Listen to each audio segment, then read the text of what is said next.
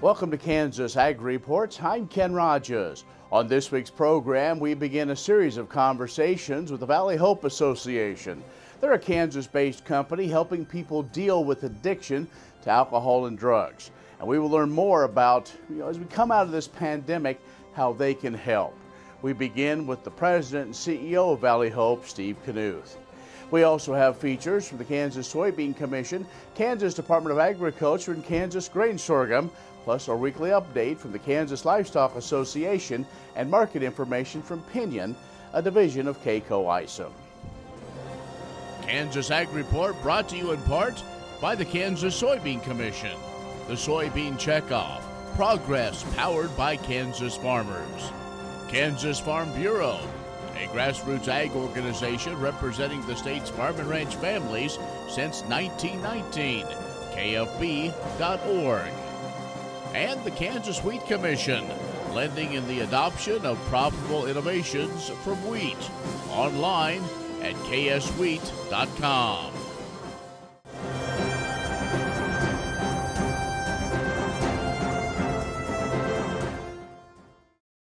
In Ag News from agview.net, the U.S. economy continues to outperform expectations of stimulus funds, fueling a robust consumer spending. Forecasts point to 7% GDP growth for 2021. That's the fastest rate of expansion since 1984, according to CoBank. The transition to less COVID restrictions, though, has begun, but the economy and rural industries, that won't be going back to any pre-COVID conditions. Researchers say the focus in Washington now is moving from crisis management to building for the future, and the outcomes will reshape rural economies. Meanwhile, CoBank reports the cyclical turn in grain pricing continues during the first quarter of 2021. It's picked up even further gains ahead of now spring planting. Farm supply retailers positioned to benefit from an exceptional strong spring agronomic season, outpacing fall and spring of last year. U.S. fuel ethanol sector has recovered, production running near 90% of pre-COVID levels. Chicken, beef, and pork all seeing strong demand and profitability, but dairy exports are struggling, mainly due to some shipping-related issues. American consumers feel agriculture can be part of the solution to climate change rather than just the problem. A Cargill Feed for Thought survey says those who indicated climate change is important to them rate livestock and agriculture lowest in negative impact compared to other industries regarded as significant contributors. Over 1/3 of the respondents expressed confidence in the industry's ability to limit its contribution to climate change. Survey responses came from consumers in the U.S., France, South Korea, and Brazil. Participants say transportation and deforestation were ranked as the greatest contributors to climate change. And U.S. corn exports in February hit 6.3 billion tons, or 248 million bushels, according to official census data. That tops 2008 record of the month by 17%, the largest monthly volume since July of 2018. January corn exports had missed the month's all-time high by just a handful of cargoes. December volume was the biggest in 13 years. That marked a much-needed reversal from the average export pace observed the first quarter of the 2021 marketing year that began back in September.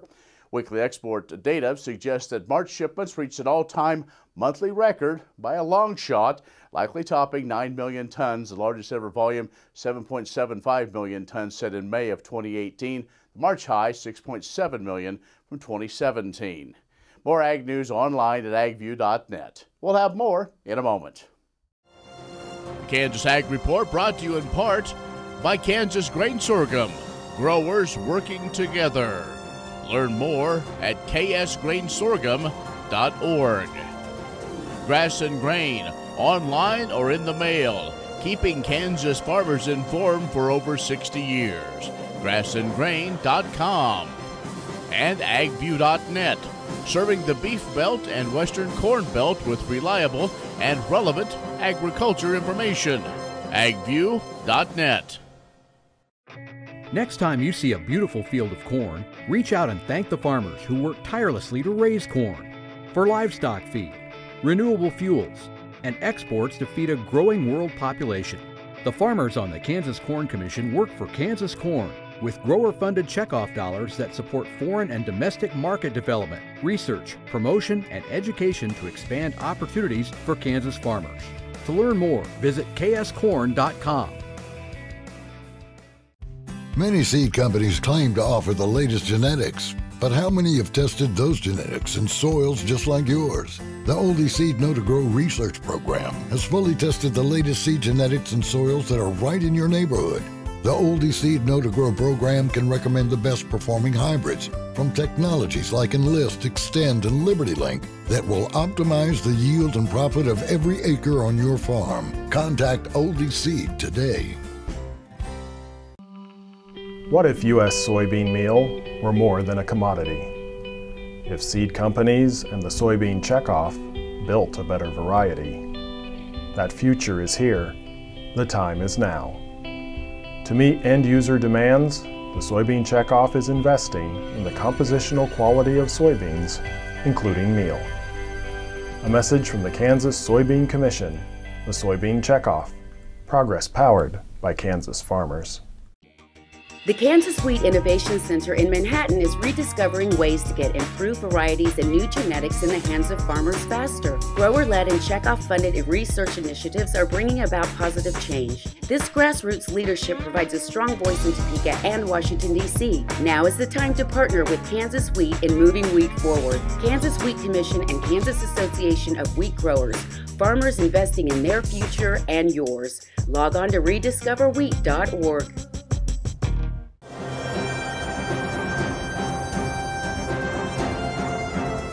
Is Steve Knuth. He is the president and CEO of Valley Hope with locations all around the state of Kansas, and we're going to start a several-part series on what Valley Hope does, what they can provide to folks as we kind of get out of this COVID situation. How has COVID affected, say, those that maybe have some dependencies, especially when it comes to, say, drugs and alcohol? Well, I think there's plenty of statistics and plenty of reporting done in the last several months, in fact, most of the last year. Not only folks that have been suffering with addictions, no doubt there are addictions being created through this because folks go into isolation. The human being isn't designed to be isolated from other people, and I don't care who you are, one way or another, this thing has leveled a certain level of stress on everybody, and that stress for some folks is just simply turned into more alcohol consumption, more drug addiction, more drug overdose deaths. We've heard quite a lot about the spike in overdose deaths from drug usage in the last year or so. And beyond addictions, just general mental health. I think you mentioned you've done some interviews with some mental health folks. You don't necessarily have to be addicted to alcohol to have issues coming off COVID. It's just a mental issue all the way around. We'll talk about how your staff, it's kind of hard to prepare for that. With what you do, but the pandemic brought on a number of things, and maybe folks that thought they maybe had it all together, but maybe being isolated, some other things, working from home, changed a lot. It did, and setting out here in rural Norton, Kansas, or I live in Holdridge, Nebraska, we're rural communities. It even goes beyond the pandemic. We went through several years of very negative commodity prices. Now that's kind of turned itself around, but there's been that weighing on people too out here in rural communities, and it all kind of lends into what is your mental state, and are you self-medicating one way or another? And unfortunately, there's a lot of that going on. And personally, here at Valley Hope, we've been struggling with the pandemic because we have facilities that are shut down due to folks that have acquired COVID or they've been exposed. So we've had some census problems, which have created some income problems. But we've been trying our best to get ramped up for the backside because we believe there's going to be, unfortunately, a big demand for people like organizations like this in the next few years because of COVID. So. We're talking with Steve Knuth. He is the president and CEO the Valley Hope organization. It is based in Norton, Kansas, but there are facilities all across the state. And we're going to take a break, come back and talk more about kind of moving forward. We'll do that in just a moment. Kansas Ag Report brought to you in part by the Kansas Livestock Association, supporting members' business interests and meeting consumer demands. KLA.org. Oldie Seed Farms, carrying soil-specific seed. Find them on the web at oldieseed.com. That's OHLDE seed.com. And Kansas Corn, building the future at kansascorn.com. What if U.S. soybean meal were more than a commodity? If seed companies and the soybean checkoff built a better variety? That future is here. The time is now. To meet end-user demands, the soybean checkoff is investing in the compositional quality of soybeans, including meal. A message from the Kansas Soybean Commission, the Soybean Checkoff, progress powered by Kansas farmers. Many seed companies claim to offer the latest genetics, but how many have tested those genetics in soils just like yours? The Oldie Seed Know-to-Grow research program has fully tested the latest seed genetics in soils that are right in your neighborhood. The Oldie Seed Know-to-Grow program can recommend the best performing hybrids from technologies like Enlist, Extend, and Liberty Link that will optimize the yield and profit of every acre on your farm. Contact Oldie Seed today.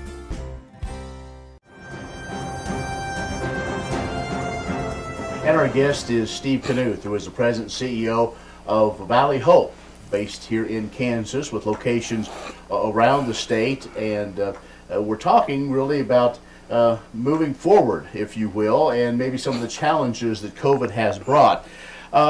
Steve, last year brought some of that instability, fear, some of the things we talked about, and we're seeing possibly the end, and then getting back to some of the normal routines. But but there's still people I know that have fear, have some concern, and so how can people cope with that? How can they, what are some of the things maybe that your organization can share when it comes to moving forward? Well, I think it is going to not. Hopefully, we're on the backside, and I think you're right. It's not going to just go away overnight for each one of us. There's a certain amount of fatigue that's gone on with this thing for all of us to varying degrees. So it's going to take a while for us to recoup as a country, as a world, and as an individual mentally. So, how do we cope with this? I think my personal opinion is I've been ready for this for a few months. I finished up with my vaccination a few weeks ago, and I feel a little bit bulletproof, which might not be the best thing, but even before I was vaccinated, I put a mask on, and I covered 7 states to get to the 17 locations of Valley Hope. We just got to pick up and go at some point. I think we've just got to get past the fear of this thing. It's real. A lot of people have lost a lot of family, friends. I'm not saying it's not real, but we got to get back to going. And so part of that is, though, as you talked about, get back and going, and that means making sure you have a good support group, family, friends, maybe even some professionals. Right, and that's very true, because get back to the mental health, whether it's an addiction or not, there are going to be a lot of issues, and folks need to, personally at some point in this interview we may talk about my story, but there's no shame in having some mental health issues or having some struggles with addictions. The biggest struggle for folks is admitting they need to go get some help, and boy, this pandemic has created probably plenty of folks that are needing that. So now I want to make sure, as we wrap up this segment, if folks do have some more questions and maybe services you provide, maybe there's a spouse, maybe there's a family member that says, hey, this may be something that could help my loved one, how can they gain more information? Well, they can go to the Valley Hope website. They can call and talk to representatives through the Valley Hope system. Throughout 7 states, there's alumni strung around, especially in particular in this immediate area, because Norton, Kansas was the original facility 54 years ago. So there's just a ton of alumni around the country that think the world of this place. So it isn't hard to get some information about Valley Hope. It's a wonderful, wonderful place, and it's hung around for a long time with wonderful programming. So Steve Knuth, who's the President CEO of Valley Hope, has joined us. Stay with us. We'll have more coming up. Next time you see a beautiful field of corn, reach out and thank the farmers who work tirelessly to raise corn for livestock feed, renewable fuels, and exports to feed a growing world population. The farmers on the Kansas Corn Commission work for Kansas corn with grower-funded checkoff dollars that support foreign and domestic market development, research, promotion, and education to expand opportunities for Kansas farmers. To learn more, visit kscorn.com. Premier Farm & Home has what you need to make your lawn the best in the neighborhood. Hi, I'm Ken. We choose Premier Farm & Home for the professional look that we do ourselves. Feel free to stop in. You can also visit our website at heycow.com.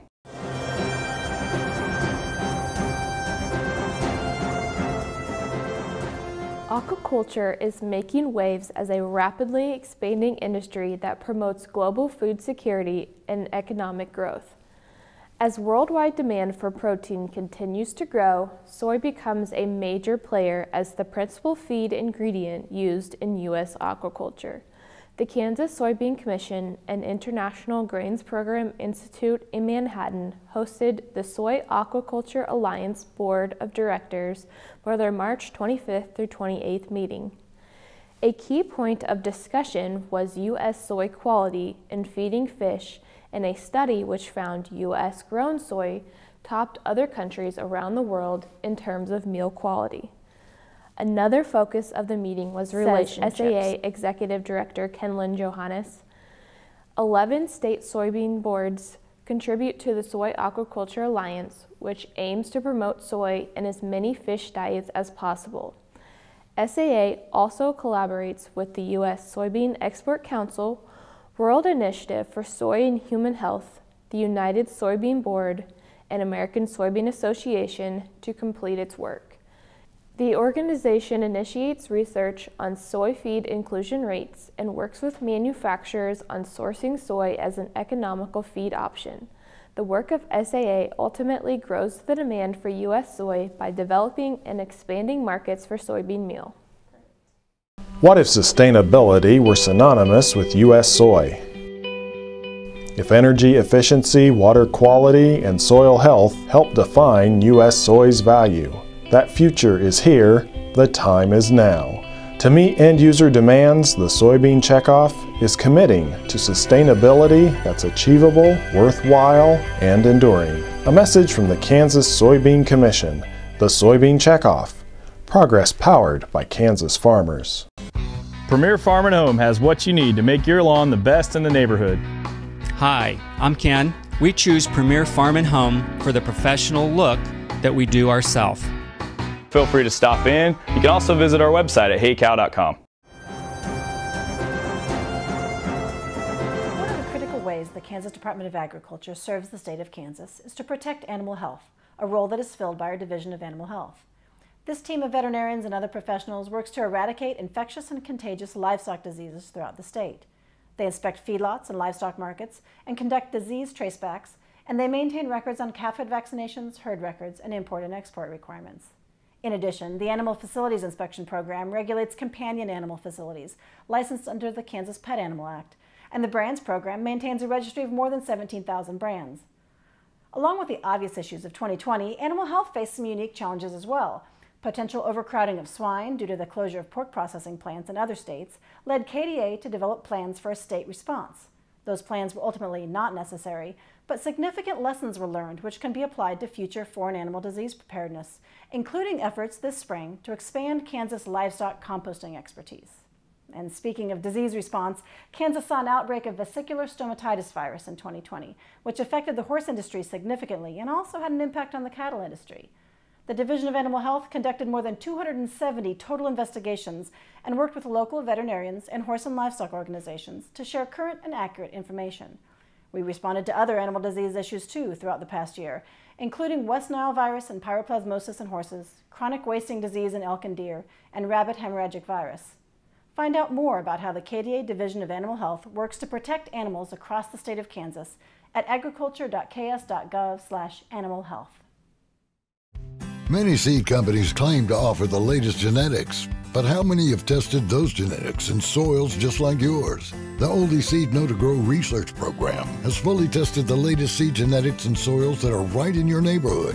The Oldie Seed Know to Grow program can recommend the best performing hybrids from technologies like Enlist, Extend, and LibertyLink that will optimize the yield and profit of every acre on your farm. Contact Oldie Seed today. This week, the Kansas Grain Sorghum Commission highlighted its Northeast Kansas Commissioner, Nathan Larson. I live here in Riley County, about 23 miles northwest of Manhattan, Kansas. I predominantly farm grain sorghum, wheat, and soybeans. He discussed his market development work with the U.S. Grains Council. Well, I was asked at a Farm Bureau meeting whether I'd be interested in serving on the commission. It was something that interested me. I've been raising sorghum all of my life. My primary thing we first started in on was doing research. Recently, I've moved more on the marketing side of things. I've had some opportunities to go on some trade missions, which got me to know what the work of the Grains Council was and made me interested in it. They were looking for somebody to fill the role for the Grain Sorghum Commission to represent them on the Grains Council, and I was asked if I would be interested in doing that, and it was something that interests me with the marketing end of it. Larson shared his perspective why being involved locally matters globally. With good years, increased acres, increased production, the marketing end of the grain sorghum is very important. Good relationships with our foreign buyers is very important. It's basically the driving force that keeps a lot of the small communities alive, the agricultural community. But with the markets with grain sorghum now selling typically higher price than corn, I've heard several farmers that said they're going to transition back into grain sorghum this year, so that bodes well for grain sorghum, and I think we'll have a good year. I think there's going to be more acres planted this year than there has in the past few years. Grain sorghum is one of the most important cereal crops worldwide, and Kansas leads the nation in its production. Over the years, sorghum has been either exported, used in animal feed domestically, or for other industrial uses.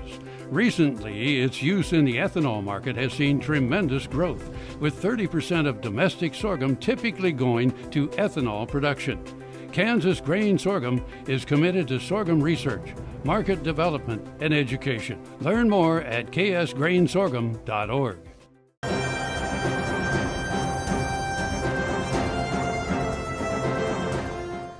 The Preserving Family Farms Act of 2021 was introduced recently. This bipartisan legislation to expand IRS Code Section 2032A would allow cattle producers to take advantage of the special use valuation and protect family-owned businesses from the devastating impact of the federal estate tax.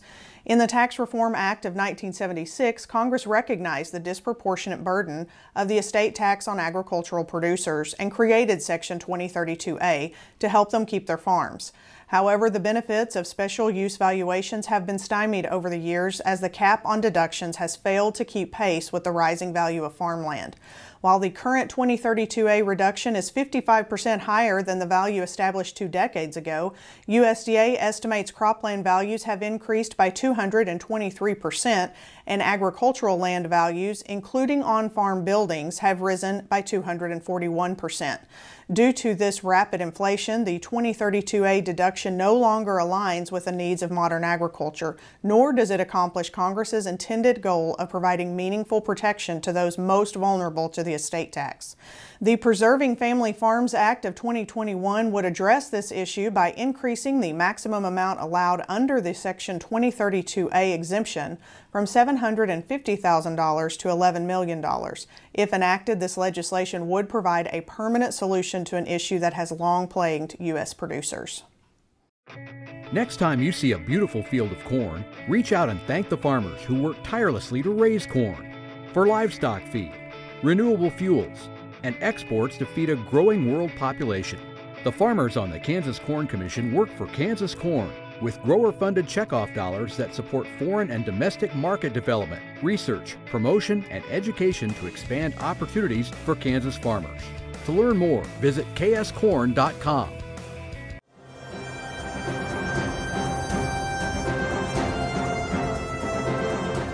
Good day. This is Derek Hermish with Pinion, a division of K-Coe Isom, taking a look in this middle of April grain markets to have some discussion about what we are seeing.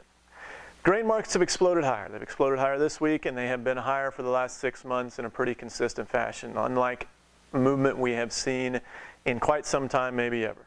And as you look to get your crop in the ground at this time of year, it's usually a good time to start looking at what you are going to do for marketing purposes on new crop and perhaps some old crop that you would have left over if you haven't made some of those decisions already.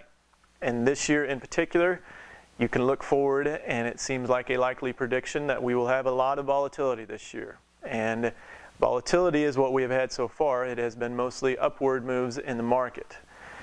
That won't be the case forever. Certainly there will be some back and forth, and there will be some times where if you are focusing on the markets and you get too caught up in price, could get frustrating because nobody is going to be able to outguess it this year. It could be the year to be looking at the use of some options, to give yourself some flexibility, some ranges, and to not necessarily be locking in concrete prices along the way. As we have seen this last year after harvest, prices rallied. Could have been a good spot to sell some cash and think you were making a good decision, and you were, but then the markets go higher, go quite a bit higher. And if you felt yourself having big frustrations over that, to the point where it was really bothering you, could be that this year could be the time to use some options, whether it be buying calls back on aggressive forward contracting sales or to buy some puts to set a floor. It's not a bad idea to look at stuff even if you haven't used it before. And if you find yourself in that position, feel free to give us a call, 888-452-8751. Well, that's our show this week. Be social with us at KansasAgReport.net or our social media channels. It is a busy time of the year on the farm and ranch, and lots of equipment you may not see every day is out and about, sharing the highways and country roads that many of us travel. So please take time, look twice before moving through intersections. We all want to continue to enjoy this great spring weather. I'm Ken Rogers. Thanks for watching. We'll see you next week. Are you looking for Medicare supplement insurance plans? Now is a good time to look at your options with Kansas Farm Bureau Health Plans. A Medicare supplement insurance plan can help cover certain out-of-pocket expenses Medicare doesn't cover. Things like deductibles, co-insurance, and certain limitations that can be costly in the event of an accident or illness. With Kansas Farm Bureau Health Plans, you have options to Medicare supplement insurance plans with 4 levels of affordable coverage and service from an organization known for its commitment serving Kansans. We encourage you to compare our rates. For more information and to get a quote, contact a Farm Bureau Financial Services agent near you or visit kfbhealthplans.com. Medicare supplements insured by Members Health Insurance Company, Columbia, Tennessee. Not connected with or endorsed by the U.S. or state government.